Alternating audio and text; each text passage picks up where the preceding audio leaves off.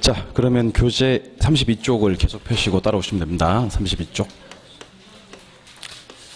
자, 부동산 투자의 위험에 대해서 계속 살펴보도록 하면요.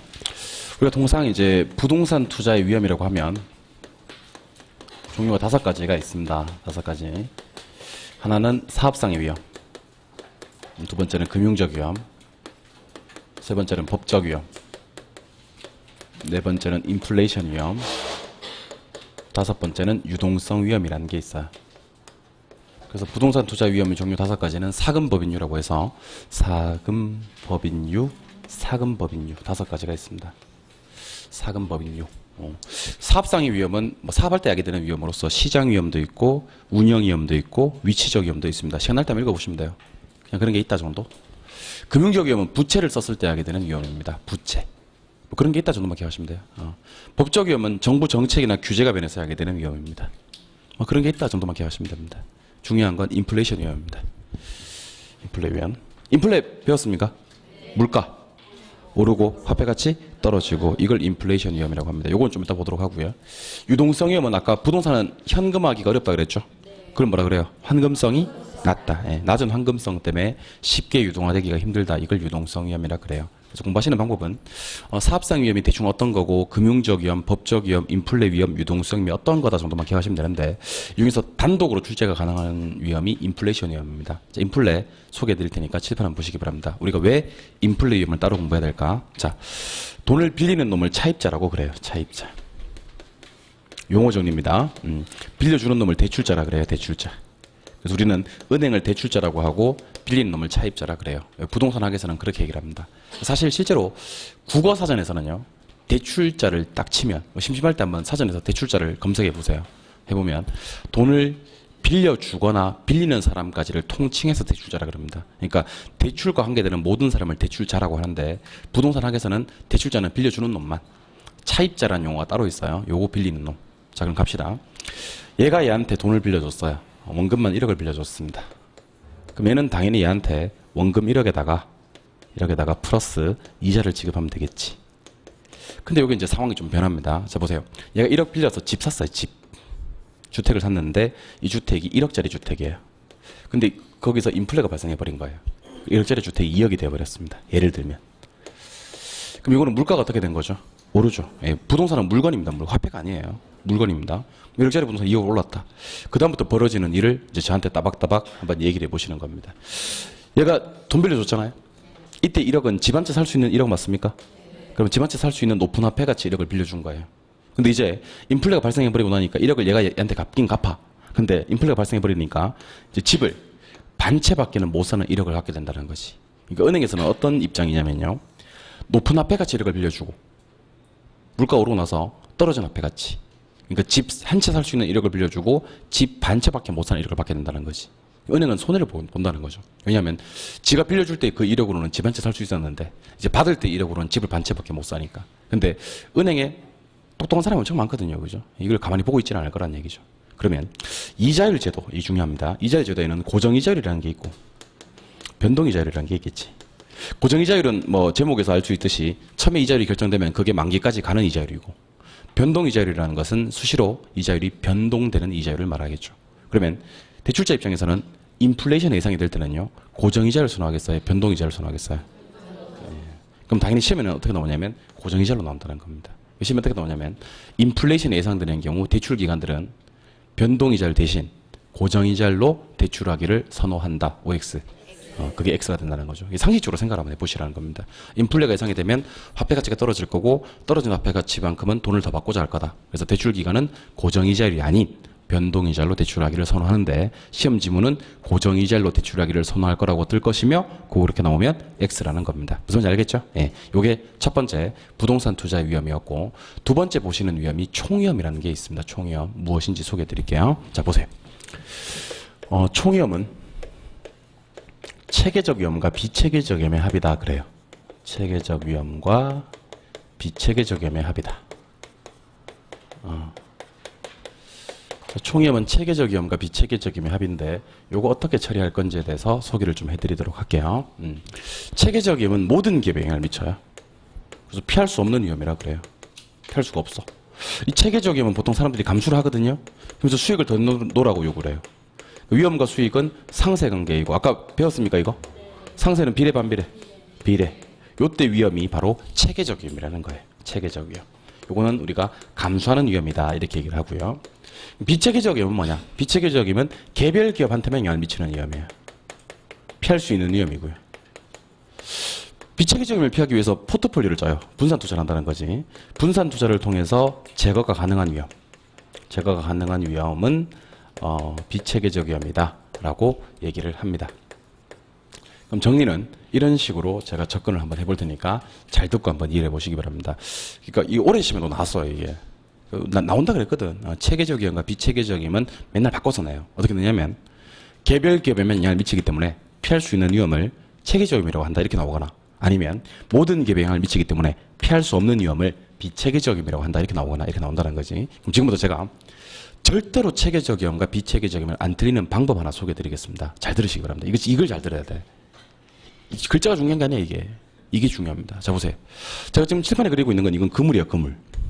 근데 그물의 종류는 두 가지 그물이 있습니다. 하나는 상당히 촘촘하게 잘 짜여진 체계적 그물이 있는 반면, 그물이 좀 체계적으로 보이지 않습니까? 그렇다 그래 빨리. 근데 이것도 그물인데 이건 상당히 엉성하게 짜여진 비체계적 그물이에요.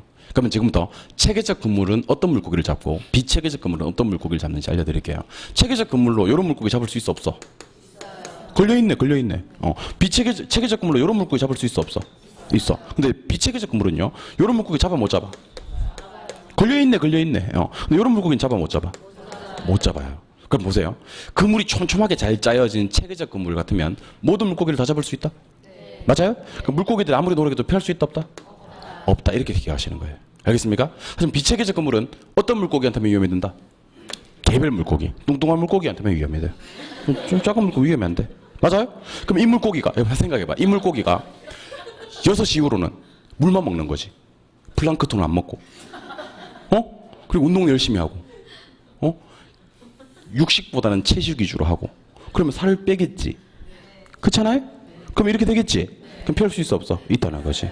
알겠습니까? 그러니까 체계적과 비체계적은 이렇게 일단 개념을 잡고 출발해야 돼요. 개념을 잡고. 그러니까 그물로 한번 기억을 해봅니다. 그물이 촘촘하게 잘 짜여서 체계적으로 온다. 그러면 모든 물고기한테 영향을 미치는 거야. 피할 수 없는 그물이고, 비체계적으로 그물이 형성되어 있으면 얼마든지 피할 수가 있는 특정 개별 물고기한테 영향을 미친다. 이렇게 얘기를 하시는 거죠. 근데 사실은 그물을 그리시면 안 돼요. 그물 그리고 계신 분 옆에다가 이거 그리면 안 됩니다고 적어두셔야 되죠. 그물은 그냥 우리가 이해를 할 때만 그렇게 하는 거고, 수업 시간에 이제 적용할 때는 어떻게 적용하냐면 이렇게 적용을 합니다. 지금 하는 얘기 잘 들으세요. 자 보세요. 자, 만약에 내가 4개 기업에 내가 분산 투자를 했다고 가정합시다. A, B, C, D 이렇게 4개 기업. 분산 투자를 했어. 근데 결과적으로 보니까 A는 수익이 좋았고 B는 수익이 안 좋았어. C는 수익이 좋았고 D는 수익이 안 좋았어요. 좀 이따 배울 건데요. 이거 포트폴리오 잘 짰다고 얘기해요. 왜 포트폴리오 잘 짠지 아세요? 자, B 기업 수익이 안 좋았잖아요. A 기업이 수익이 좋았으니까 만회가 돼요. D 기업 수익이 안 좋았잖아요. C 기업 수익이 좋았기 때문에 만회가 돼요. 그럼 이렇게 되면 안정된 수익을 얻을 수가 있는 제대로 된 포트폴리오를 짠 거예요. 근데 보니까 지금 수익이 안 좋은 게 누구와 누구야? B하고 D야. 그럼 B와 D가 수익이 안 좋다 그랬잖아. 왜 안 좋은지 조사해봤어요. 조사해보니까 근로자들이 팝을 하고 앉았더라. 360일 중에 300일 동안 팝하고 앉았더라. 그럼 수익이 좋을 리가 없지. 근데 두 번째는 영업 경비가 너무 많이 올랐더라. 그럼 영업이익이 떨어지겠지. 그 다음에 법적인 문제에 휘말려 있더라. 특허소송. 아니면 회장님이 막 구속되셨대요. 회장님이 옥중 경영을 하고 계신 겁니다. 그러면 대외 신인도라든지 이런 영향을 미쳐서 수익이 안 줄 수밖에 없지. 방금 제가 말씀드린 근로자의 파업, 영업 경비의 변동, 법적 소송 문제는 누구만 영향을 받냐면 B와 D만 영향을 받아. 맞아요? 그럼 이렇게 개별 기업에만 영향을 미친다는 거예요. 모든 기업에 영향을 미치는 게 아니고. 그럼 개별 기업에만 영향을 미치는 이런 위험들은 분산 투자, 포트폴리오를 짜서 피해버리자는 거지. 그러니까 여기만 투자하는 게 아니고 여기에 해당되지 않은 나머지 기업들의 분산 투자하면 얼마든지 피할 수가 있어 없어? 있어. 이런 위험을 지금부터 뭐라 부르자? 비체계적 위험이라고 부르자는 겁니다. 그럼 지금부터 비체계적 위험을 한 문장으로 요약을 해드릴게요. 비체계적 위험이란 근로자의 파업, 영업 경비의 변동, 법적 소송 문제 등 특정 개별 기업에만 영향을 미치기 때문에 그렇지 않은 기업들의 분산 투자함으로써 피할 수 있는 위험을 얘기하는 겁니다. 알겠습니까? 그럼 이번에는 이거 한번 해보죠. 자, 여러분들 사람이 뭐가 있어야 되냐면 좀 유도리라는 게 있어야 돼. 유도리. 응? 융통성이 없으면 공부도 못할 뿐만 아니라 실무 나가서도 엄청나게 고생을 합니다. 유도리가 있어야 돼. 그러니까 보통 통상적으로 기업들은 돈을 빌려서 기업 활동을 합니다. 자, 이런 얘기를 하면 지금 돈 안 빌리는 기업도 있잖아. 있을 수 있지. 있을 수 있는데 그렇다고 생각하지 맙시다. 보통 기업들은 돈을 빌린다. 그렇게 생각하고 얘기를 합시다. 그래야지 진도를 나갈 수가 있어, 내가. 알겠죠? 사람 유도리 없는 사람들이 분명히 쉬는 시간 한 사람 정도 찾아옵니다. 선생님, 돈 안 빌리는 기업이 있을 수도 있잖아. 있을 수도 있지. 없다고 생각합시다. 알겠죠? 돈은 대부분 기업들은 다 빌린다. 그럼 질문. 돈을 다 빌린다, 기업들은? 됐어요? 근데 이자율이 변합니다. 뭐가 변했다고요? 그럼 누가 영향을 받아요? 싹 다 영향을 받습니다. ABCD만 영향 받는 줄 알아요? EFG, HIGK 엘리멘트 다 영향을 받아요. 그 이자율이 변하면 모든 기업이 다 영향을 받습니다. 맞아요? 그럼 인플레가 발생합니다. 누가 영향을 받아요? 모든 기업이 다 영향을 받습니다. IMF 구제금융 상황이야, 지금. IMF 구제금융. 그럼 경기가 전반적으로, 거시적으로 좋아, 안 좋아? 안 좋아. 경기가 불황이야. 이게 또 얘기하면 분명히 그런 사람도 있어서 그래요. 내가 걱정돼서. 선생님, 경기가 IMF처럼 안 좋아도 잘 되는 기업이 있을 수도 있잖아.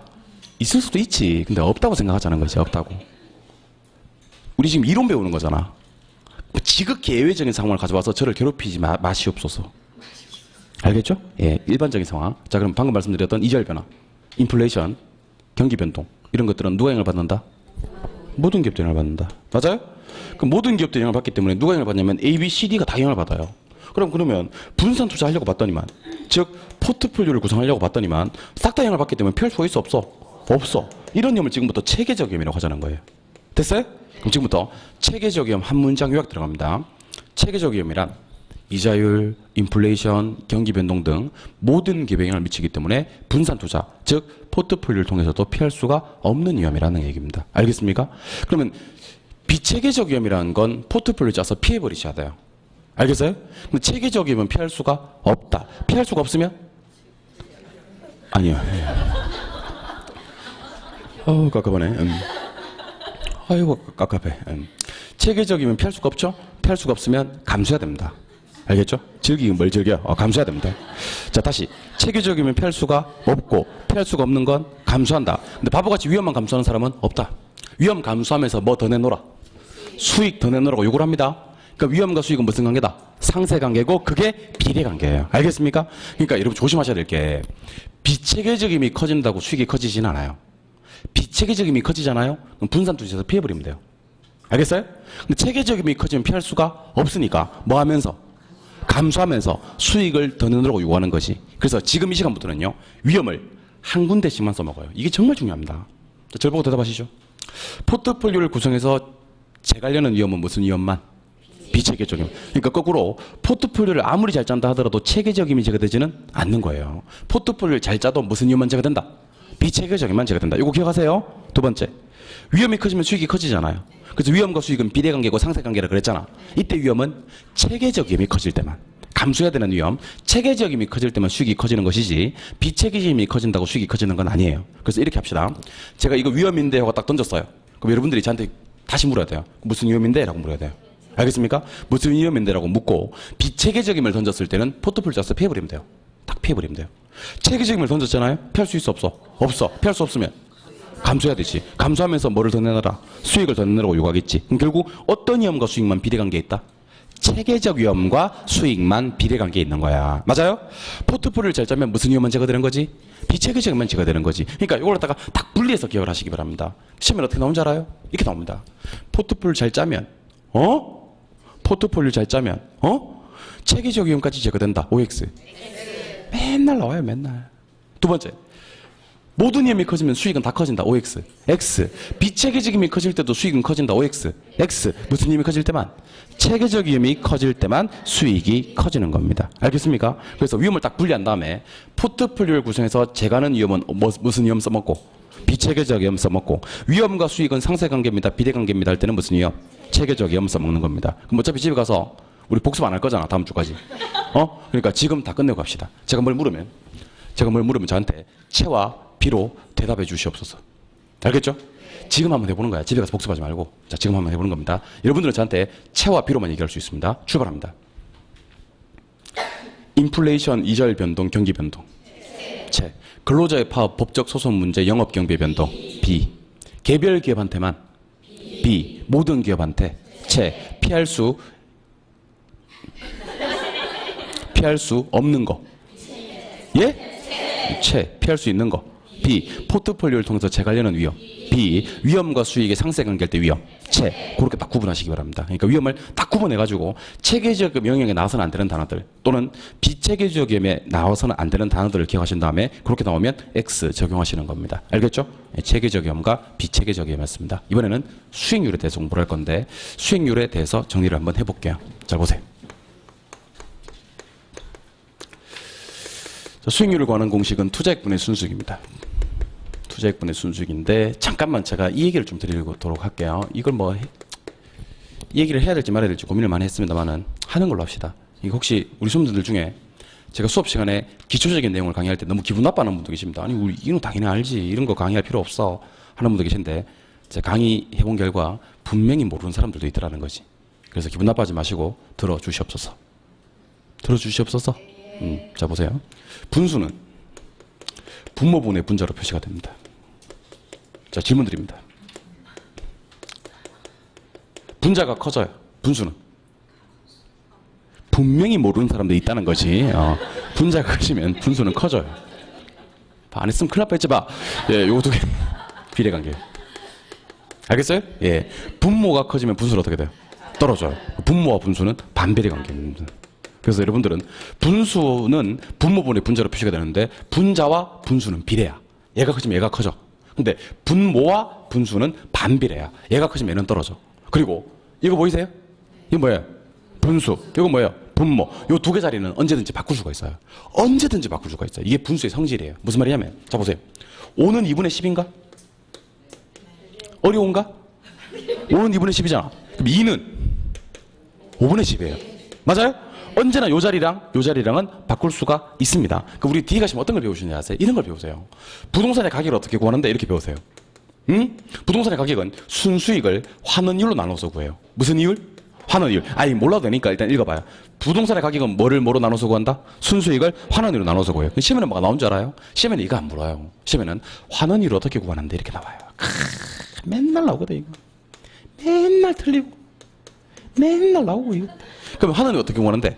가격분의 순수익이 됩니다. 알겠습니까? 그러니까 요 자리랑 바꿀 수 있다 없다? 있다. 기억하시기 바랍니다. 그럼 또 대답해 볼래요? 순수익이 커지면 가격은 커져요. 비례관계거든. 환원율이 커지면 가격은 떨어져요. 반비례관계거든. 그래서 우리 분수의 성질을 기억해 주시기 바랍니다. 이렇게 제가 어떤 강의를 하다가 특정 내용을 강의하다가 상당히 기초적인 내용이 나오면 강의를 하겠습니다. 내 옛날에는 강의 안 했어요 이거. 내 강의 초창기에는 강의 안 했어요 이거. 왜 안 했는 줄 알아요? 욕먹을까 봐. 당연히 이런 거 우리가 알지요. 이런 걸 맡다 우리 사람은 무시하란 말이야. 강의하고 말이야. 근데 내가 강의를 하다 보니까 좀 모르는 것 같더라고. 느낌에 모를 수도 있겠다 싶어서 정말 조심스럽게 정말 양해를 많이 구했어요. 구하고 해봤어요. 해보니까 기분 나빠하는 대신에 필기를 하더라고. 저런 게 있었어? 세상에 저런 게 있었어? 그래서 필기를 하더라고. 그 이후로는 기분 나빠할 만한 것도 다 하려고요. 질문 드리겠습니다. 분수는 뭐분의 뭔데? 분모분의 분자인데 분자와 분수는 비례, 분모와 분수는 반비례, 분수와 분모는 바꿀 수 있다. 기억하시기 바랍니다. 문제 나갑니다. 대부분의 투자들은 수익률을 높이고자 할 것이다. 맞아요? 그럼 지금부터 수익률을 높이기 위해서는 어떻게 해야 되는지를 대답해 주시옵소서. 그렇지. 순수익을 키우면 돼요. 비례관계니까 투자 금액을 낮춰야 됩니다. 투자 금액을 낮춰야 됩니다. 근데 특히 요즘에 중요한 게 뭐냐면 이거예요. 이거 아니에요. 이거예요. 여러분들 그냥 상식적으로 생각해 보세요. 내가 범기역 근처에 상가에 하나 투자한다고 가정합시다. 상가에 투자한다. 근데 순수익을 높이면 물론 좋아. 그건 모르는 사람이 어디 있겠어. 근데 순수익을 높이는 게 만만치 않아요. 왜냐하면 이 지역에 평균 임대료라는 게 있다고. 평균 임대료. 그러니까 원래 500 받는 데다가 800 받을 수가 없다고. 500 받아야 돼. 그럼 순수익은 거의 고정이야. 그럼 내가 부동산 사업에 투자해서 수익률을 높이는 요즘에 단 한 가지 방법. 어떻게 보면 유일한 방법이에요. 싸게 사야 돼요. 싸게 사야 돼. 비싸게 사면 아무리 좋은 부동산도 수익률이 떨어지기 마련이야. 그러니까 주식이든 부동산이든 수익률을 높이려면 어떻게 사야 된다? 싸게 사야 돼요. 투자 금액을 작게 해야 돼요. 우리는 쌀 때 사야 돼? 비쌀 때 사야 돼? 쌀 때 사야 돼요. 쌀 때. 그 대부분의 사람들이 비쌀 때 사요. 왜 그런지 모르겠는데 비쌀 때 사요. 그러니까 아파트 값 다 오르고 나면 우씨 나도 사야 되겠네 하고 산다니까. 그때. 오르기 전에 사야 되는데. 주식도 이 주식 좋다 그러고 다 오르고 나면 그때 산다고. 싸게 사야 돼요. 그거 잊으시면 안 됩니다. 좀 이따 더 물을 겁니다. 투자 금액을 작게 해야 수익률이 높아지는 겁니다. 투자 금액이 커지면 수익률은 떨어집니다. 그럼 지금부터 수익률의 종류 3가지를 알려드리겠습니다. 첫 번째 보세요. 수익률의 종류는 일단 기대 수익률이라는 게 있어요. 두 번째 요구 수익률이라는 게 있어요. 세 번째 실현 수익률이라는 게 있습니다. 잘 들으셔야 됩니다. 기대 수익률은 내가 예상하는 수익률이에요. 요구 수익률은 최소한 보장받아야 되는 수익률이고요. 실현 수익률은 실제로 달성되는 수익률입니다. 무슨 말인지 알려드릴게요. 자 보세요. 1억이라는 자금을 투자합니다. 투자했을 때 부동산에 투자하면 1억 2천만 원 정도가 수익 예상이 돼요. 예상. 그럼 수익률은 20%예요. 왜 20%냐면 투자 금액 얼마 분에? 1억 분에 순수익만 얘기해야 되거든. 순수익만. 내 투자금 빼고 순수익 얼마? 2천. 1억 분에 2천은 몇 프로? 20%. 두 번째. 이거 1억 들고 은행에 가봤습니다. 가보니까 막 대리가 막 맨발로 뛰쳐나와. 1억 들고 갔더니만 우리 은행에 돈을 맡기시면 1억 1천만 원 정도는 보장해 드릴게요. 예를 들면 이렇게 얘기를 하는 겁니다. 그럼 나는 최소 10% 정도 수익은 요구할 수가 있겠네. 은행에 넣어도 10% 나오니까. 근데 부동산에 투자를 했어요. 은행에 안 넣고. 투자해보니까 실제로 난 후에 투자가 이루어지고 난 후에 1억 3천만 원이 달성되어 버린 거야. 그럼 달성된 수익률은 몇 프로? 30%가 되겠네. 맞아요? 자, 그럼 우리는 지금부터 요 20%와 10%와 30% 이름을 붙이는 겁니다. 자, 대답하시죠. 예상되는 수익률 맞나? 20%가? 그럼 이게 무슨 수익률? 기대 수익률. 최소한 보장받을 수 있는 수익률 맞나? 그럼 최소 이 이상은 요구하겠네. 아니, 은행에 넣어놔도 10% 나오니까 그 이상은 요구할 거야. 그럼 무슨 수익률? 요구 수익률. 실제로 달성된 수익률 30% 보이십니까? 요거를 실현 수익률이라고 하는데, 근데 투자를 할 때는요, 요거 두 개 말아요. 기대와 요구만. 실현 수익률은 투자를 해봐야지만 알 수 있는 수익률입니다. 따라서 투자할 당시에는 실현 수익률을 도대체 알 수가 있다 없다? 없어요. 그래서 투자 기준으로는 실현 수익률을 못 써요. 여러분 실현 수익률 이거 안 쓰는 거 아니에요. 못 쓰는 거예요. 쓰고 싶어도. 투자할 당시에 예상해보면 기대할 수 있어 없어? 있어. 투자할 당시에 은행에 들고 가보면 요구 수익률 알 수 있어 없어? 있어. 근데 투자할 당시에 실현 수익률 알 수가 없어. 실현 수익률은 투자를 해봐야지만 알 수 있어. 맞아요? 그럼 투자할 때는 기대와 요구를 비교해서 투자하고 기대가 크면 투자합니다. 왜냐면 최소 이거 이상은 돼야 되거든. 그래서 수익률의 종류는 몇 개? 3개. 뭐? 기대, 요구, 실현. 이 중 투자할 때 쓰는 수익은 몇 개? 2개. 기대와 요구. 실현은 써 안 써? 엄밀하게 얘기하면 못 써. 못 쓰는 거야. 알겠습니까? 그럼 지금부터 걱정되긴 한데 문제를 내볼게요. 걱정돼. 10원. 기대가 10%. 요구가 8%. 근데 실현이 3%밖에 안 됐어. 3%. 투자 때리면 3%밖에. 정기예금 금리밖에 안 나오는 거야. 그럼 투자해야 돼, 안 해야 돼요? 투자해야 돼요. 내가 그럴 줄 알았어요, 내가. 그럴 줄 알았어요. 됐어. 예. 벌써 틀렸어. 제가 그랬잖아요, 여러분들. 시험 지문에 수익률 3가지를 비교했을 때는요, 우리는 누구랑만 비교해서? 기대랑 요구랑만 비교해서 뭐가 크면? 기대가 크면 투자한다고 얘기해야 됩니다. 맞아요? 물론 실현이 커 작아? 투자한 것을 후회할 수는 있지. 근데 이거는 투자해야지만 실현이 나올 수가 있는 거야. 아니, 절 봐봐요.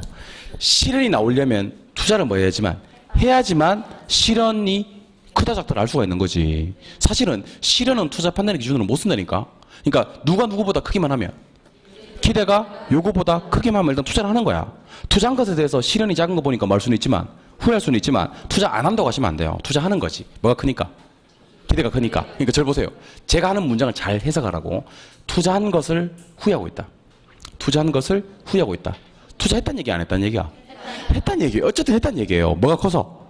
기대가 커서. 근데 후회하고 있다는 거 보니까 실현이 맞겠네. 작았겠네. 어쨌든 투자는 이루어졌다 안 이루어졌다? 이루어졌다. 그럼 시험 지문에 뭐가 뜨더라도, 실현이 뜨더라도 무시하고 누가 누구보다 크면, 기대가 요구보다 크면 투자하는 거야. 근데 내가 이렇게 얘기를 해도 또 속는 사람이 있어요. 맨날 속고 나서 뭐라고 하냐면, 나는 실현이 너무 작아서 안 하는 줄 알았지. 이렇게 얘기한다고. 실현은 아예 보지를 마세요. 여러분들 절 보고 대답하세요. 결혼한 것을 잘 들어야 돼. 중요한 말이야. 결혼한 것을 후회하고 있다. 결혼했어 안 했어? 했어요. 뭐가 커서 한 거야. 근데 실현이 작았겠네. 맨날 술 먹고 늦게 들어가니까. 그러니까 후회하고 있는 거지. 일단 결혼을 해야 돼요. 그래야지 후회가 나올 수 있어. 투자를 해야 돼요. 투자를 할 때 누구만 본다? 기대와 요구만 본다. 알겠습니까? 실현이 크고 작고 나발이고 뭐가 크면 기대가 크면 투자가 이루어진다. 기억하시기 바랍니다. 알겠죠? 그래서 원래는 수익률의 종류가 몇 가지인데? 세 가지인데 우리가 투자 판단에서 쓰는 수익률은 몇 가지다? 두 가지다. 실현은 크든 작든 신경 쓰지 마시고 무시하시라. 알겠어요? 누구만 보고 기대와 요구만 보고 기대가 크면 투자합니다. 우리는 이것을 투자 증가라고 얘기를 합니다. 뭐라고요? 그러면 이제 응용 한번 해볼까요? 투자 증가고 요구가 크면 투자 안 하겠네. 투자 안 하겠네. 투자 감소라고 얘기를 합니다. 맞아요? 근데 기대와 요구가 똑같아요. 똑같으면 투자 균형이라고 불러요. 알겠어요?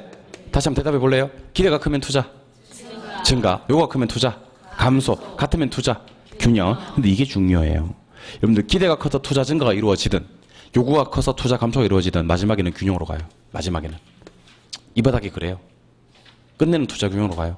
그럼 지금부터 어떤 과정을 거치면서 투자 균형으로 가는지 살펴보는 시간 갖도록 할게요. 중요합니다. 실험 보세요. 자, 기대가 요렇게 있고요. 요거 요렇게 있어요. 근데 기대가 커요. 기대가 12%예요. 요거가 10%고요. 지금부터 벌어지는 일을 저한테 대답 한번 해보세요. 출발합니다. 기대가 크면 사람들이 이 부동산 살까 안 살까? 사요. 기대가 크니까 수요 증가. 맞아요? 네. 수요 증가는 앞에서 배웠잖아. 초과 수요야, 초과 공급이야. 초과 수요. 초과만 하지 말고 수요가 많잖아. 초과 수요. 가격 상승. 자, 지금 사장님 잘 들어야 돼요. 가격이 상승하면 투자하는 사람 입장에서 좋아요, 안 좋아요? 그렇지. 그 얘기를 해야 되는 거야. 가격이 비싸지면 투자하는 사람 입장에서는 안 좋아. 왜냐면 가격을 비싸게 주는 순간 수익률은 떨어지거든. 기대 수익률이 하락하기 시작해요. 기대 수익률이 막기 시작한다? 하락. 그럼 지금 기대가 얼만데? 10인데 얘가 하락을 한다고. 근데 정확해요. 10%까지 하락을 하고 그 하락을 멈춰요. 그러면 기대가 하락을 하는데 어디까지 하락을 한다? 요구 수익률과 같아지는 수준까지 하락을 하고요. 이걸 뭐라고 부르냐면 투자 균형이라고 불러요. 알겠습니까? 자, 그럼 지금부터 기대가 컸을 때 그 다음으로 벌어지는 일 따박따박 얘기해 주시기 바랍니다. 출발할게요. 기대 큽니다. 수요 좋습니다. 가격 좋습니다. 기대 좋습니다. 어디까지? 투자 균형까지. 맞아요? 그럼 지금부터 제가 잘 들어야 됩니다. 이게 이런 얘기를 정말 잘 들어야 돼요. 가슴 떨려. 이런 얘기를 정말 잘 들어야 돼. 자, 잘 봐요. 기대가 크면 수요 증가. 이거 심해 떠요, 안 떠요? 떠요. 가격 상승 심해 떠요, 안 떠요? 떠요. 기대 하락 떠요, 안 떠요? 떠요. 투자 균형까지 심해 다 떠요. 다 뜨는데 요거는 뜨긴 뜨는데 맞게 떠요. 난 가슴이 떨리는데 나는 뜨긴 뜨는데 맞게 떠요. 시험에 뭐가 틀리기 때문에 이게 틀리게 떠요. 이게 틀리게 떠요. 그러니까 떠도 같은 게 아니에요. 이게 레벨이 달라요. 퀄리티가 달라요. 이게 중요합니다. 시험에 어떻게 나온지 알아? 이렇게 나와요. 기대가 크면 수요 증가, 가격 상승, 기대 수익률은 상승, 투자 균형까지 OX, X. 기대는 뭐 한다? 하락이라고 해야 됩니다. 이걸 팀이 틀리게 내요. 다 뜨는데 맞게 뜨는 거랑 틀리게 뜨는 거랑 시험 지문에서 퀄리티가 완전히 다른 거예요. 알겠습니까? 근데 요거 맞추는 방법 알려드릴게. 우리는요, 결론을 알고 있잖아요. 결론적으로 뭐로 간다? 균형으로 간다. 균형이란 건 기대와 요구가 같다. 그럼 대답해봐요. 지금 기대가 커, 작아? 커. 그럼 좀 있으면 기대가 뭐 해줘야지? 하락해줘야지 어디로 간다? 균형으로 간다. 그 처음과 끝만 기억하세요. 기대가 뭐 했을 땐? 컸을 땐. 좀 있으면 기대가 뭐 한다? 하락한다. 왜? 균형으로 가니까. 그럼 시험 지문에는 반드시, 여러분들 이거 아무한테 얘기 주면 안 돼. 이게 짜고 치는 고스톱이에요. 짜고 치는 거야. 맨날 기대가 크잖아. 기대가 상승한다고 나와. OX, X. 기대가 컸으면 기대가 뭐 해줘야 돼? 하락해줘야 돼. 어디로? 균형으로. 그러면 여러분들 밑에 건 여러분들이 한번 해주세요. 기대 8, 요구 10. 기대가 작아. 마음의 준비하셨어요? 하셨어요? 대답하세요. 그럼 지금 누가 커요? 요거가 커요? 수요 감소. 시험에 나와요, 안 나와요? 나와요. 근데 맞게 나와요. 가격 하락 나와요, 안 나와요? 나와요. 근데 맞게 나와요. 그러면 가격이 하락하면 싸게 살 수 있잖아. 싸게 살 수 있잖아. 좋아, 안 좋아? 좋아. 그럼 기대가 상승해. 떠요, 안 떠요? 떠요. 뭐 안 뜨는데 이걸만 이거 엄청 뜨는데 엄청 떠요. 엄청 떠. 엄청 떠요. 이거. 이 중요한 거예요. 기대가 상승하죠? 어디까지 상승하죠? 투자 균형까지. 알겠습니까? 안 뜨긴 뭐 안 떠. 엄청 뜨는 건데. 자, 그러면 요것도 첨과 끝만 대답해 보세요. 기대가 커요, 작아요? 작아요. 좀 있으면 기대가 뭐예요? 상승해요. 다 필요 없어요, 이거. 다 필요 없어요. 이것만 기억하시면 돼요. 요것만. 첨과 끝만 보겠습니다. 기대가 컸을 땐 좀 있으면 기대가 하락합니다. 기대가 작았을 땐 좀 있으면 기대가 상승합니다. 이 바닥이 그래요. 이 바닥. 이 바닥이 어떠냐면요. 엄청 좋은 부동산도요. 가격이 올라가잖아요. 메리트가 떨어져요. 엄청 좋은 부동산도. 가격이 올라가면 메리트가 떨어져요. 기대가 하락하기 시작합니다. 균형까지. 엄청 볼품없는 부동산도요. 가격이 싸지는 순간 메리트가 생겨요. 기대가 올라가기 시작해요. 그러면서 투자 균형으로 갑니다. 그래서 항상 인기 있는 부동산이든 인기 없는 부동산이든 투자 균형으로 맞춰지게 된다. 장기적으로는. 그걸 기억하시기 바랍니다. 자, 기대가 큰 부동산은 좀 있으면 기대가 뭐해서? 하락해서. 기대가 작은 부동산은 좀 있으면 기대가 상승해서. 요게 핵심이에요. 핵심만 기억하시면 돼요. 그러니까 공부 못하는 사람들은요. 공부 못하는 사람들이 맘 잡고 공부할 때는 이거 다 외워요. 이걸 갖다가. 자, 보자. 기대가 크면 수요 증가, 가격 상승, 기대 하락, 투자 균형. 기대가 작았을 때는 수요 감소, 가격 하락, 기대 상승, 투자 균형. 어우 씨, 왜 이렇게 많아? 막 그러면서 자꾸 이렇게 다 외우죠. 근데 공부 잘하는 사람들이 다 공부 안 해요. 다 공부 안 하고 공부 잘하는 사람들은 어차피 마지막에 균형이란 걸 못을 박아놓고요. 기대가 컸을 땐 좀 있으면 기대가 뭐해서? 하락해서. 기대가 작았을 땐 좀 있으면 기대가 상승해서 투자 균형으로 간다. 요 핵심만 정리하셔도 덮었습니다. 이 내용. 알겠습니까? 두 번째. 여기서 투자 가치라는 것과 시장 가치라는 것을 공부해 볼 텐데 잠깐만 요거 한번 설명 좀 드리고 할게요. 투자 가치와 시장 가치. 그래서 입문 과정에서 저 경기 변동 이런 거 공부하면 안 돼요. 시장 정책 이런 거 공부하면 안 돼요. 수요 공급 공부했으면 바로 투자로 넘어가야 됩니다. 이게 얼마나 중요한데. 투자론을 공부해야지 1월 달에 처음 나오시는 분들이랑 실력 차이가 엄청나게 나요. 경기 변동 이런 거 공부해 봐야 1월 달에 처음 오시는 분들이 나중에 역전되고 막 그래. 우리 11월 달부터 수업 들으신 분도 약간 느긋하고 1월 달부터 오신 분들은 약간 마음이 조급하거든. 역전되기도 해. 투자로 이런 거 공부해 놓으셔야지 나중에 머릿속에 팍팍 꼽히는 겁니다. 팍팍팍 꼽히는 거야. 이런 거 공부해야 돼. 자, 투자 가치는 주관적이라고 얘기를 하고요. 시장 가치는 객관적이라고 얘기를 하고요. 투자가 이루어지려면 투자 가치가 시장 가치보다 커야 된다 이런 얘기를 하는데 이걸 암기하지 마시고 제가 이해하도록 만들어 드리겠습니다. 잘 듣고 이해해 보세요. 출발. 특정 부동산 하나 있습니다. 물어봤어요. 갑을병정한테. 갑을병정한테 이거 얼마 주고 살래? 물어봤더니만 갑을병정이 이렇게 얘기를 합니다. 1억이요? 이렇게 얘기를 합니다. 아니 그러면 거의 모든 사람들이 이 부동산을 얼마로 보고 있어? 1억으로 보고 있어. 그럼 이 1억은 객관적이야? 주관적이야? 객관적이지. 아 이건 모르는구나 이거. 그럼 내가 알려드릴게. 지금부터 기초는 괜찮아요 여러분들. 저는 하루 이틀 일이 아니거든요. 괜찮아요. 객관적과 주관적을 소개해 드릴게요. 거의 모든 사람들이 이렇게 인정한다는 걸 객관적이라 하고요. 특정한 사람만 그렇게 주장한다는 걸 주관적이라 그래요. 근데 다 알려드릴게요. 걱정하지 마요. 예. 그럼 저를 보고 대답하시는 거예요. 장동건이 잘생겼다 그래요. 장동건이 잘생겼다. 장동건이 잘생겼다는 건 뭐 거의 모든 사람들이 그 정도는 잘생겼다고 생각할 거예요. 장동건보다 잘생긴 사람이 여기 없잖아. 손 들어봐요. 없네. 예. 그럼 장동건은 객관적으로 잘생긴 거예요. 근데 만약에 옥동자가 잘생겼다. 옥동자.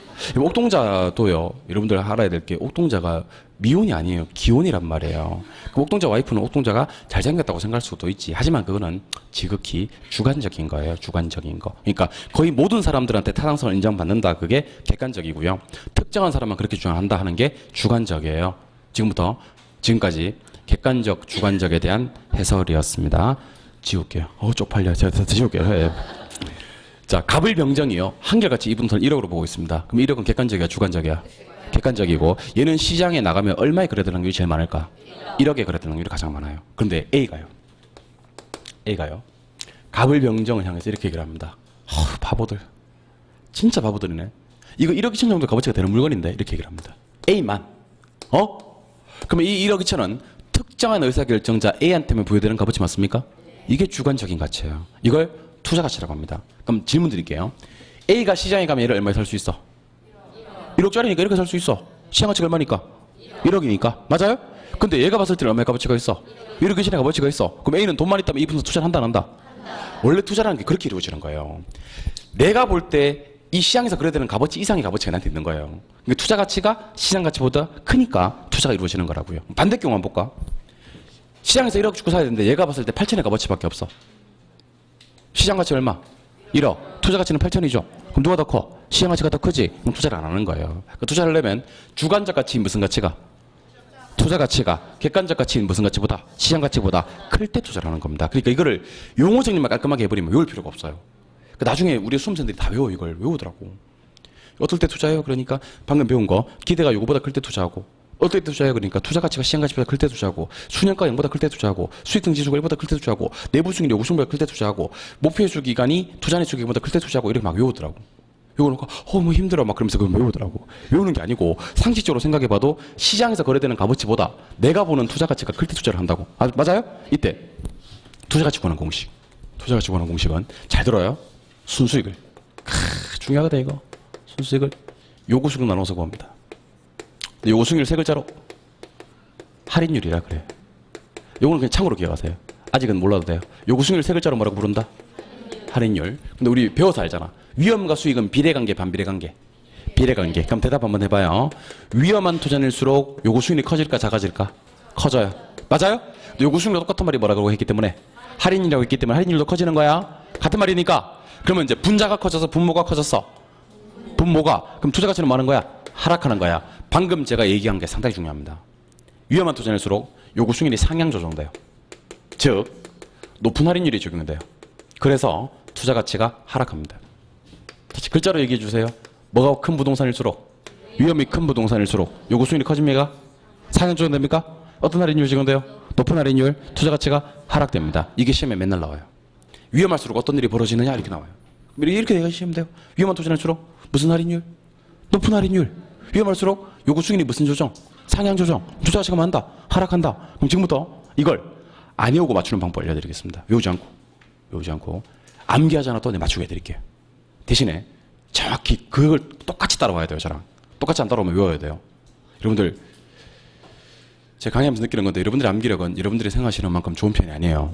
그거 알아야 돼요. 아직 모를 건데 공부하다 보면 느껴요. 내가 진짜 이렇게 암기력이 안 좋았나? 이렇게 느낄 거예요. 암기력이 좋은 편이 아니기 때문에 암기를 많이 하시기보다는 지금은 이해를 많이 하시는 게 좋아요. 칠판 잘 봐요. 암기 안 하고 맞추게 해드릴게요. 보세요. 부동산이 두 개가 있어요. 근데 완전 쌍둥이 부동산이야. 완전 쌍둥이야 이거 두 개. 쌍둥이인데 아니나 다를까 감정 가액이 둘 다 10억 나왔어요. 10억. A 부동산과 B 부동산이. 근데 이 부동산이 경매 물건으로 나왔는데 낙찰됐어요. 최종 낙찰 가치가 요거 9억이고요. 요거 5억이에요. 이유를 봤어요. 여기는 할인율이요. 10%밖에 안 적용됐어요. 10%. 그럼 여러분들 대답하세요. 10억짜리가 10% 할인 적용되면 할인율이 높아 낮아? 낮아. 가치가 높아지는 거지. 근데 얘는 50% 할인이 됐어요. 할인율이 높아 낮아? 높아. 가치가 떨어지는 거지. 이유는 여기 있습니다. 위험. 자, 여러분들 경매 받을 때 뭐 해요? 권리 분석해요. 경매 받을 때 권리 분석 안 하고 경매에 들어간 입찰하는 사람은 없죠? 권리 분석해 보니까요. 이 부동산 권리 관계가 깔끔합니다. 깔끔해. 그냥 낙찰 받아도 그냥 사용하면 돼. 그럼 대답하세요. 위험이 커 작아? 위험이 작아? 위험이 작으면 할인율이 낮은 할인율이 적은데 가치가 높아. 알겠어요? 근데 이 부동산 보니까요. 일단 토지 소유자와 건물 소유자가 달라요. 그부터 해결해야 돼. 낙찰 받아가지고 토지 소유자, 건물 소유자 다른 거 해결하셔야 돼. 두 번째, 이게 왜 경매물건으로 나왔는 거 하니 여러분들 부동산 지을 때 공사비 들어갈 거 아닙니까? 각종 자재가 가져와야 될 거 아닙니까? 근데 부동산 소유자가 자재값을 못 냈나 봐. 공사비를 못 냈나 봐. 그랬더니만 어떤 일이 발생했냐면 부동산은 완성이 됐는데 자재값을 못 받은 업자가 유리문에다가 붉은색 라카로 X 이렇게 써놓고 유리문에다가 유치권 행사 중 접근 금지 접근하지 마시오 이렇게 적어놨습니다. 아직 민법에서 유치권 안 배우셨을 텐데 민법에서 유치권 배우면 제한테 방금 들었던 얘기를 민법 쌤한테 꼭 써먹으세요. 예.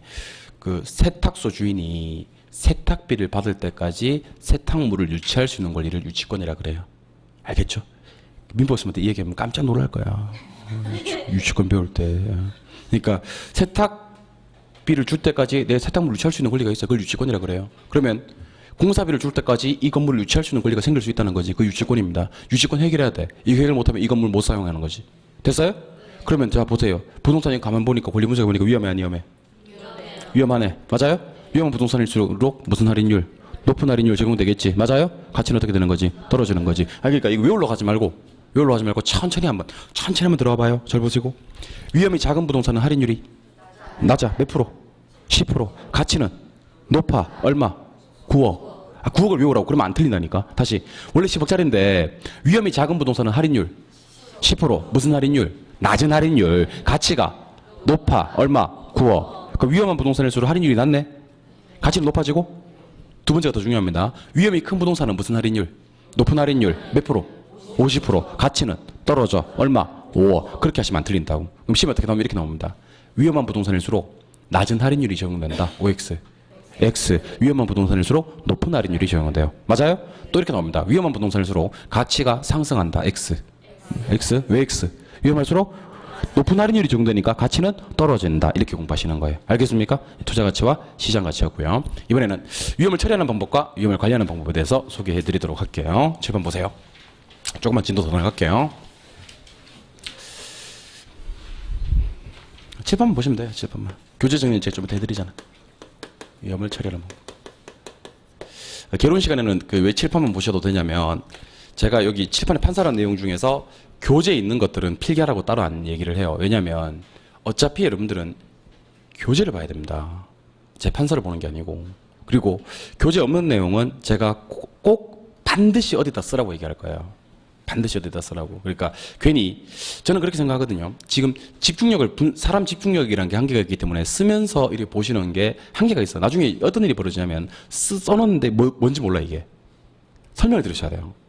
들으셨다가 그 다음에 제가 책에 필요한 내용들은 제가 다 책에다가 체크를 해드린다고.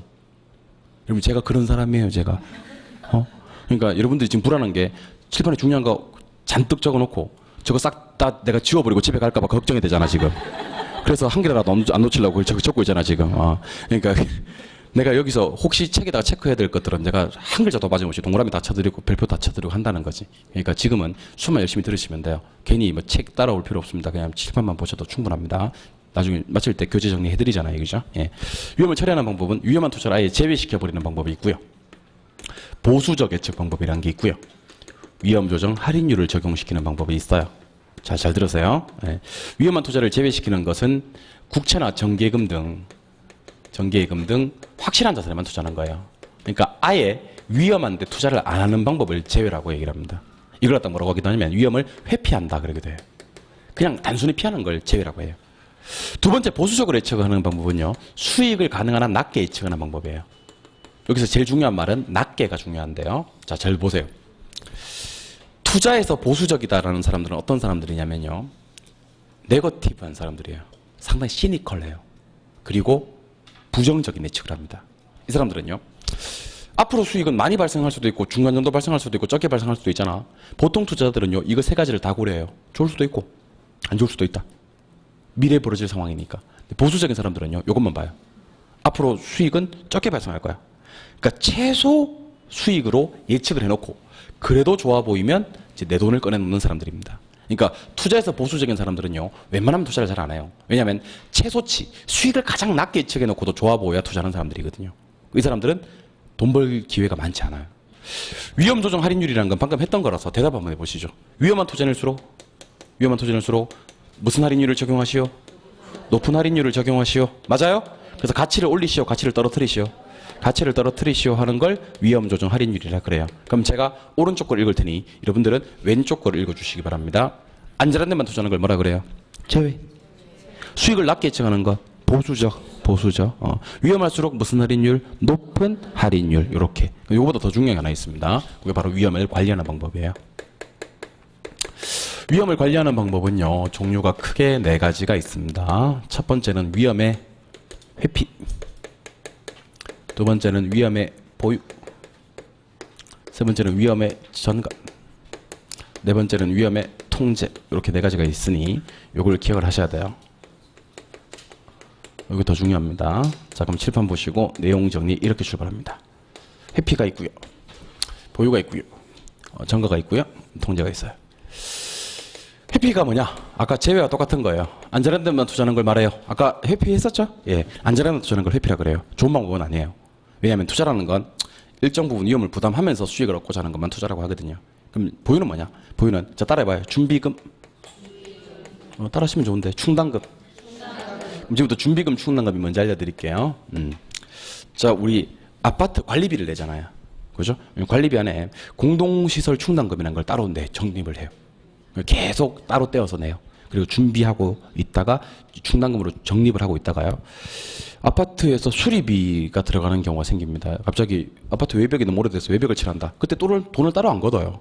우리는 미리 그것에 대비해서 준비금을 적립해 놓은 거예요. 충당금을 적립해 놓은 거예요. 그 위험이 발생하잖아요. 그 보유하고 있었던 준비금이나 충당금에서 짜증나고 나타나는 거예요. 그래서 그 위험을 처리하는 거예요. 일종의 개모임도 보유예요. 개돈을 적립하고 있다가 우리 개모임 하잖아요. 개 몰라요, 개. 예, 개 모임을 할 때 개돈을 적립하고 있다가 갑자기 돌잔치 있다 그러면 축하해 그리고 목돈을 갖다 50만 원 주는 거예요. 그때 따로 모으는 게 아니고 어디 여행 갈 때 그 돈을 써먹는 거예요. 밥 먹을 때 써먹는 거지. 이게 준비금, 충당금, 위험에 대한 보유입니다. 위험의 통제라는 게 있는데 통제 먼저 할게요. 통제는요 민감도 분석을 얘기하는 거예요. 민감도 분석. 자, 민감도 분석이 뭔지 알려드릴게요. 천천히 들어보세요. 수익에 영향을 미치는 요인은 적을까 많을까? 얼마나 많겠습니까? 수익에 영향을 미치는 요인이. 자, 그럼 대답하세요. 공실은 수익에 영향을 준다 안 준다? 주겠지. 경비는 수익에 영향을 준다 안 준다? 주겠지. 부채 서비스액, 그 이자 상환액은 수익에 영향을 줄까 안 줄까? 주겠지. 세금도 영향을 줍니까? 보유기간? 감가상각의 정도? 맞죠? 예. 근데 이 중에서 어떤 것이 가장 수익에 민감하게 반응하는지를 보는 거예요. 그러니까 공실이나 부채나 보유기간은 수익에 큰 영향을 미치는데 큰 영향을 안 미쳐. 근데 보니까 경비하고 세금하고는 수익에 정말 큰 영향을 미친다. 그러면 얘들은 민감도가 높다라고 얘기를 합니다. 뭐가 높다? 민감도가 높아. 그럼 얘네들을요 집중 통제를 하면 안정적인 수익을 얻을 수가 있다는 겁니다. 제가 하고 싶은 말은 무슨 말이냐면요. 여러분들 다 신경 쓸 필요 없다니까. 다 신경 쓰면 시간만 많이 들고 노력만 많이 든다니까. 가장 수익에 민감하게 반응하는 요인들만 민감도 분석을 실시해서 뽑아낸 다음 걔네들만 집중 통제, 집중 케어하면 안정적인 수익을 얻을 수 있다는 겁니다. 이거는 주로 누가 많이 쓰는 방법이냐면 학교 다닐 때 담임쌤들이 많이 쓰는 방법이에요. 담임쌤들이 어떻게 하는지 아세요? 한 반에 학생이 옛날에 많았잖아요. 50명, 60명씩 있는데 그 50명, 60명을 다 통제 못한다고. 민감도 분석을 실시해요. 해가지고 가장 문제가 될 만한 민감도가 높은 애들이 있어요. 걔네들을 4, 5명을 불러요. 앞으로 나오라 그래요. 그래서 좀 시기를 풀어요. 시기를 풀고 통제를 하는 거죠. 그러면 60명을 전체 다 안정적으로 운영해 갈 수 있는 거지. 60명 다 통제 못한다고. 민감도 높은 애들만 통제하면 된다고. 요게 민감도 분석이에요. 정가는요. 내가 위험보다 많은 게 아니고 제3자에게 위험을 떠넘기는 거예요. 제3자로 적어볼까요? 제3자. 자, 한번 들어보세요. 임대료를 인상시켜요. 그러면 원래 내가 부담했어야 될, 임대인이 부담했어야 될 위험을 임차인에게 떠넘기는 거예요. 보험에 가입하거나 하청계약을 체결하거나 리스 계약을 체결하는 것도 마찬가지예요. 자, 보험 한번 해볼까요? 보험에 가입하면 누가? 보험회사가 위험을 다 부담해 줍니다. 전가시키는 거예요. 하청계약을 맺어놓으면 하청업자가 다 위험을 부담해 주는 겁니다. 리스를 안 사고 리스를 했어요. 그러면 리스 회사가 위험을 부담하는 겁니다. 뭐 감가상각이라든지 떨어지는 정도 이런 것들을 다 리스 회사가 전가되는 거죠. 그러니까 시험 문제 어떻게 나오는지 제가 알려드릴게요. 이렇게 나옵니다. 오른쪽과 왼쪽을 매칭해서 시험에 나옵니다. 매칭이 안 되면 틀리게 나오지. 안전한 데만 투자하고 확실한 데만 투자하는 것을 위험의 전가라고 한다. X, 이건 회피죠. 준비금, 충당금을 설정하는 것을 위험의 통제를 한다. X, 이거는 보유죠. 예. 민감도 분석을 실시하면 위험을 보유할 수 있다. X, 이건 통제죠. 임대료를 인상하고 보험, 하청, 리스 계약을 맺는 것을 위험의 회피라고 한다. 전가라고 하는 겁니다. 그러니까 여러분들 제가 이번에 오른쪽 걸 얘기하면 여러분들 이번에 왼쪽 거를 한번 얘기해 주시기 바랍니다. 마음의 준비하시고 출발합니다. 출발합니다. 예. 민감도 분석. 통제죠. 준비금, 충당금. 보유죠. 확실한 데만 투자하는 거. 회피죠. 임대료 인상. 전가. 보험, 하청, 리스. 전가. 알겠습니까? 심지어 이렇게 나오기도 합니다. 박스 안에. 기역, 니은, 디귿, 리을, 미음, 비읍, 시옷, 이형 이렇게 해놓고 이걸 막 넣어요. 이렇게. 짬뽕 시키가 막 넣어요. 그 다음에 다음 중 위험의 전가는 몇 개인가 이렇게 합니다. 그럼 전가 딱 보고 이거 전가하겠다 싶은 거 세워서 답 체크하시면 되는 겁니다. 이런 식으로. 알겠습니까? 그러니까 여러분들 지금부터 이거 암기하면 안 돼요. 아, 시험이 이렇게 나오는 거구나. 이렇게 분류가 되는구나. 이 정도 말고 넘어가시면 됩니다. 지금 암기해놔봐야 다 까먹어요. 다 까먹습니다. 지금은 암기하는 게 아니고 이런 게 있구나 하고 계속 반복해서 보시는 겁니다. 마지막으로 하나 더 있습니다. 요것만 하고 오늘 수업 마치려고 그래요. 요것만 하고. 위험을 관리하는 방법에는 회피, 보유, 전가, 통제 말고도요. 사실 하나가 더 있어요. 위험의 분산이라는 게 있어요. 분산. 분산을 뭐라고 부르기도 하냐면 포트폴리오라고 부르기도 합니다. 근데 분산은 너무 유명한 거라서 분산 유명하거든. 너무 유명한 거라서 이 안에 안 나요. 이 안에 안 넣고 겸상하지 않아요. 겸상하지 않고 얘네 4명이랑 독립시켜서 위험의 분산 따로 공부합니다. 그러다 우리는 그 유명한 포트폴리오 이론이라고 합니다. 유명하다 이거 포트폴리오. 7번. 자, 포트폴리오.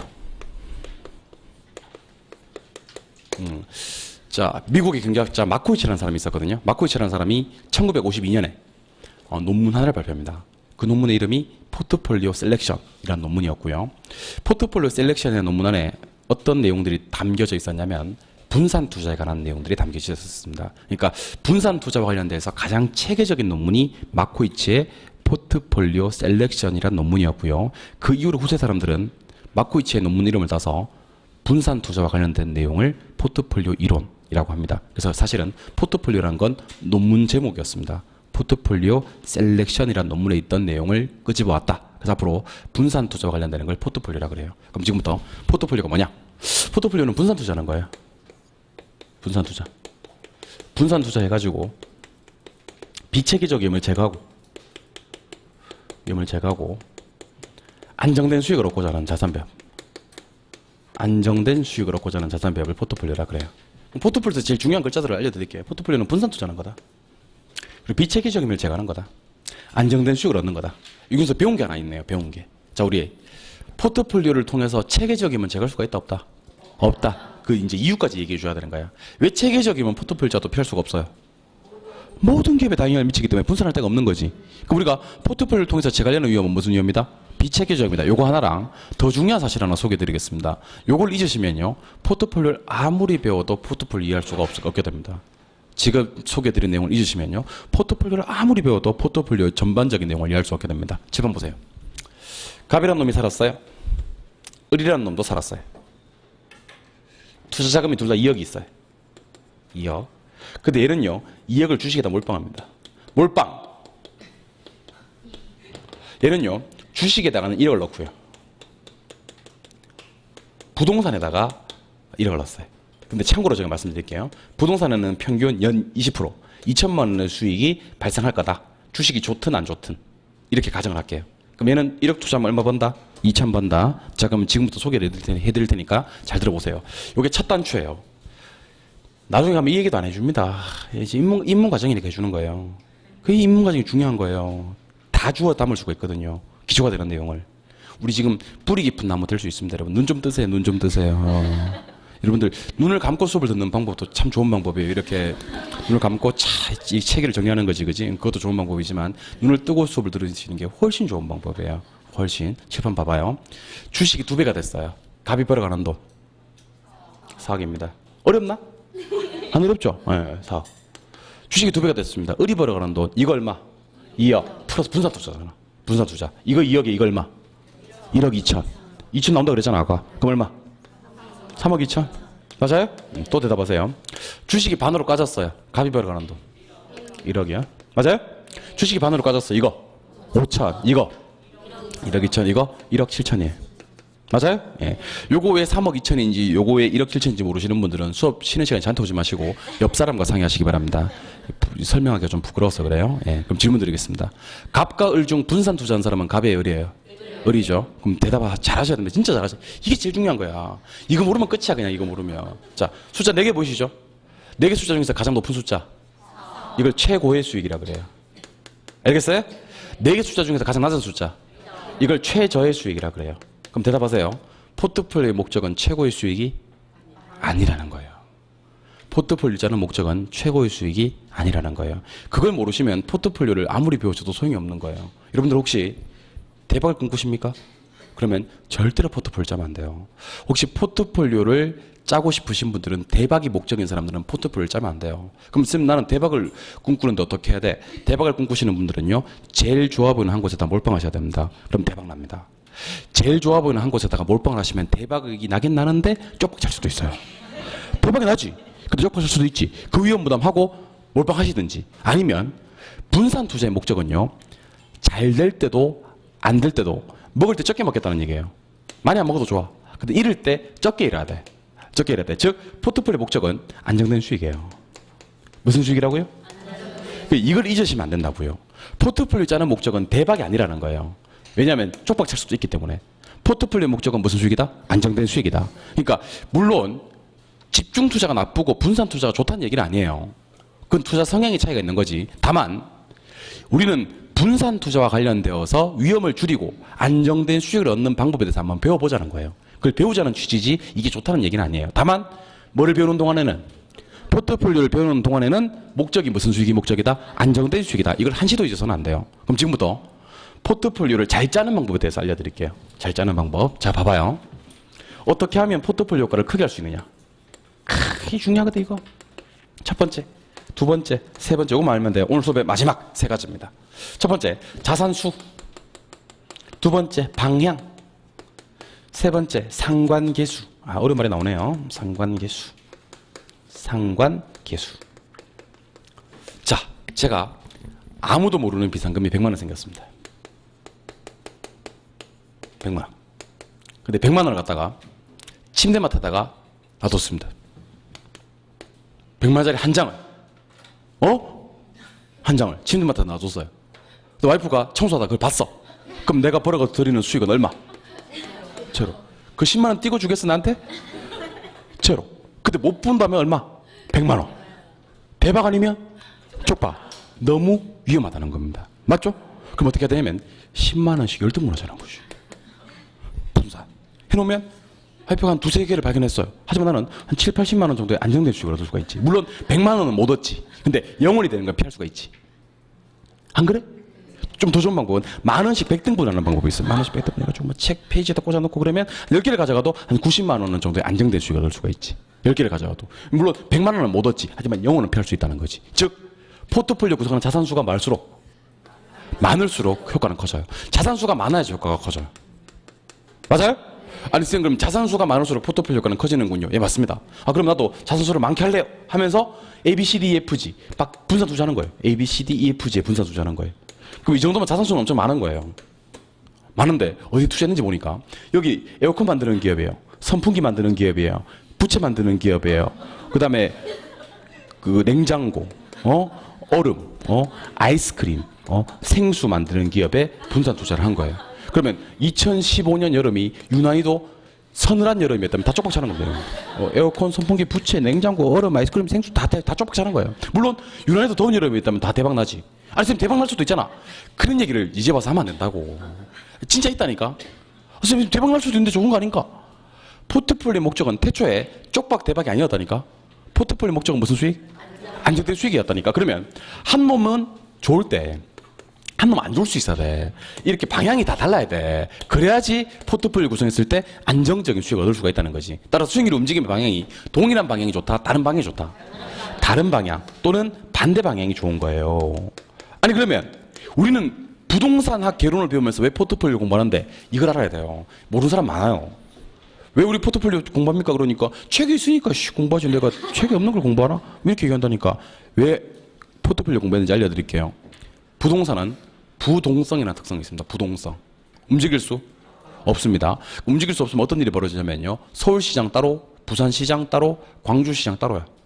맞아요? 그럼 서울에서는 부동산 경기가 나쁜데 부산에서 좋을 수 있나? 그게 가능한 유일한 시장이에요.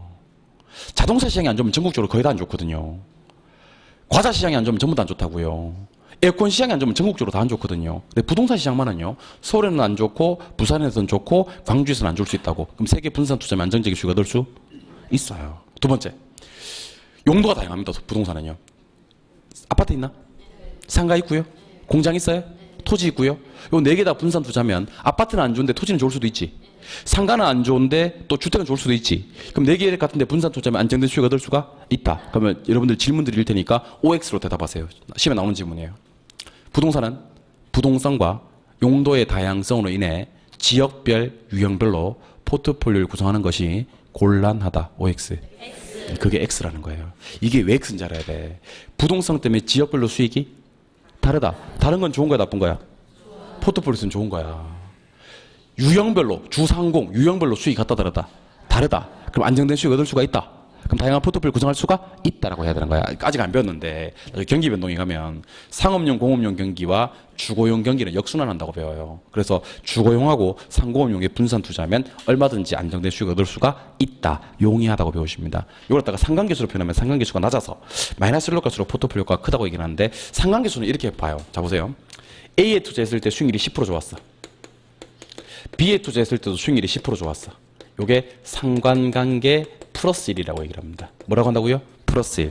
요게 10%안 좋을 때 얘도 10%안 좋아. 요게 상관관계 플러스 1이라고 얘기를 합니다. 그럼 상관관계 플러스 1일 때는 어떤 일이 벌어지냐면요. 한 개 투자한 거나 두 개 투자한 거나 100개 투자한 거나 차이가 전혀 없어요. 왜냐면 한 개 몰빵해서 10% 좋은 거랑 두 개 투자했을 때 10% 좋은 거랑 한 개 10% 이럴 때랑 두 개 투자해서 분산했을 때 10% 이런 거 똑같거든. 이때 효과가 전혀 없어요. 근데 상관계수 마이너스 1이 뭐냐면요.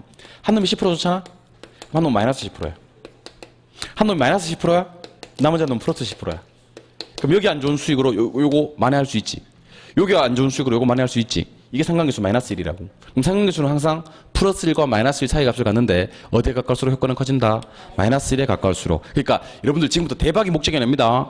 안정된 수익만 목적이라고 전제를 깔아야 됩니다. 그럼 상관계수가 어디에 가까울수록? 마이너스 1에 가까울수록, 즉 상관계수 값이 많을수록 작을수록 그 효과는 커지는 겁니다. 포트폴리오 복습합시다. 잘 보시고. 포트폴리오 집중투자, 분산투자. 분산투자. 분산투자라는 이유는 비체계적이함을 줄이고 안정된 수익을 얻으려고 하는 것이다. 맞아요? 그러려면 자산수가 많고 방향, 다른 방향, 반대 방향. 다르고 반대 방향이면 상관계수 값이 낮아. 어디에 가까워진다? 마이너스 1에 가까워진다. 오늘 여기까지 하도록 할게요. 교재 보겠습니다. 교재 보고 집에 갑시다. 고생하셨어요. 32쪽. 32쪽에 가시면 가로 1번에 총위험이란 말이 나옵니까? 거기 체계적이험 플러스 비체계적이험이란 말이 뜰 텐데 찾았어요? 박스 안으로 들어갑니다. 표 안으로. 체계적이험 피할 수 없는만 동그라미. 비체계적이험 피할 수 있는만 동그라미. 체계적이험 모든 부동산 모든만 밑줄. 비체계적이험은 개별 부동산 개별만 밑줄. 체계적이험 밑줄 쫙 꺼버리세요. 위험과 수익의 상세관계 쭉 긋고 위험 동그라미. 비체계적이험 밑줄 쫙 꺼버리세요. 포트폴리오를 통해서 제거하려는 위험 동그라미. 질문 한 번 더 드릴게요. 위험과 수익의 상세관계 할 때 위험은 무슨 위험을 얘기한다? 체계적이험. 포트폴리오를 통해서 제거하려는 위험은 무엇을 의미한다? 비체계적이험. 체계적이면 얘도 밑줄 다 거세요. 인플레, 이자율 변화, 경기 변동. 비체계적이면 얘도 밑줄을 다 거세요. 파업, 법적 문제, 영업 경비 변동. 하셨나요? 예. 그 밑에 가로 2번. 부동산 투자 위험의 유형. 첫 번째 글자 5개를 동그라미 합니다. 사, 금, 법, 인, 유.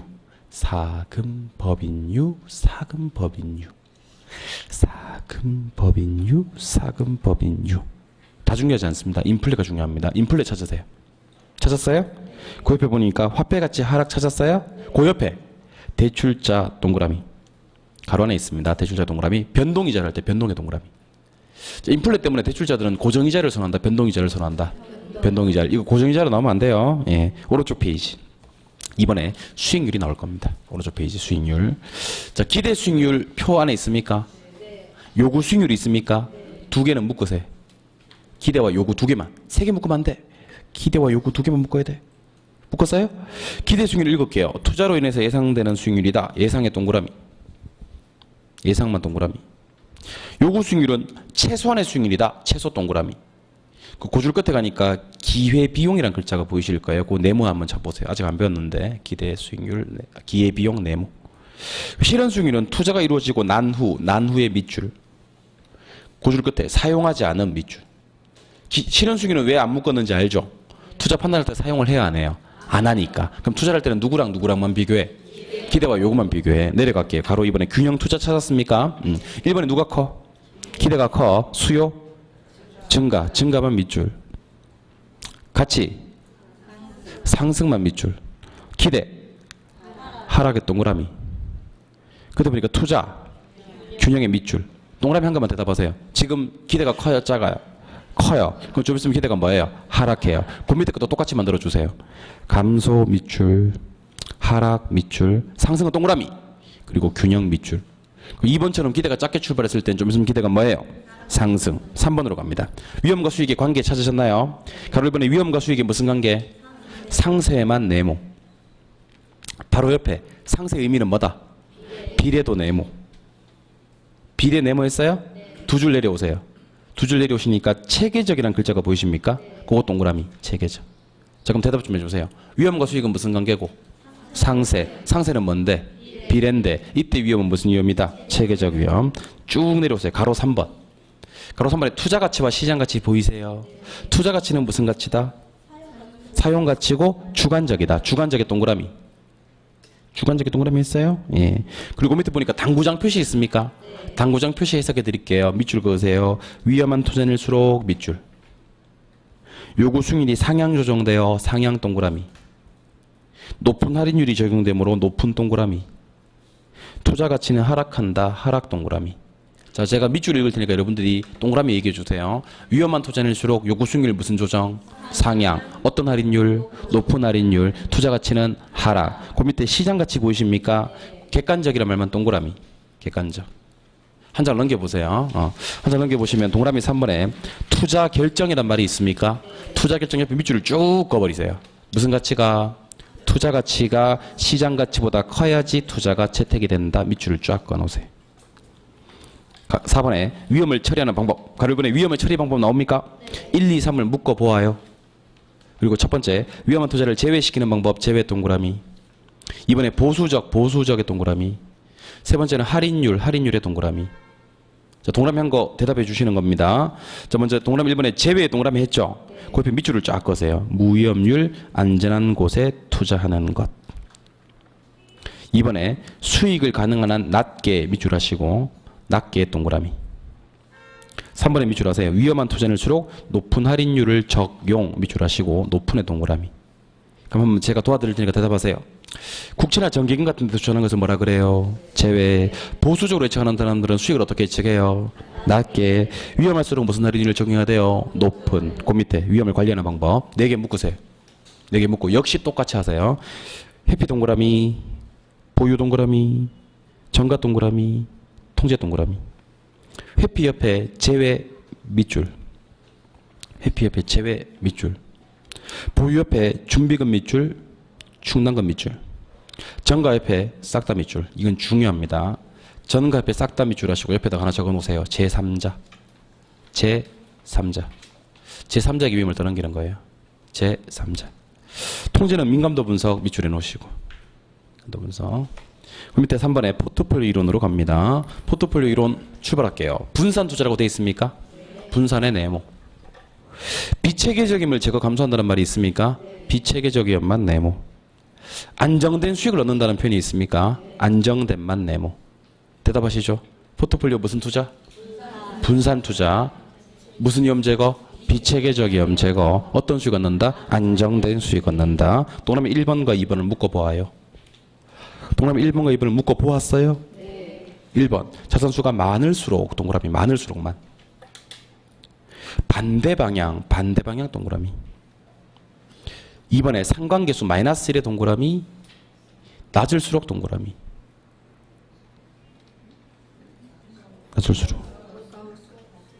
낮을수록 없네. 적으세요. 낮을수록. 상관계수 낮을수록. 미쳤나봐 내가. 낮을수록이라고 적으세요. 없네. 낮을수록? 그럼 대답하세요. 포트폴리오가를 키우는 방법. 자산수 많을수록. 방향은 반대 방향. 상관계수는 어디에 가까울수록? 마이너스 1. 결과적으로 많을수록 낮을수록 그 효과는 커지는 겁니다. 아시겠죠? 예, 오늘 여기까지 하도록 할게요.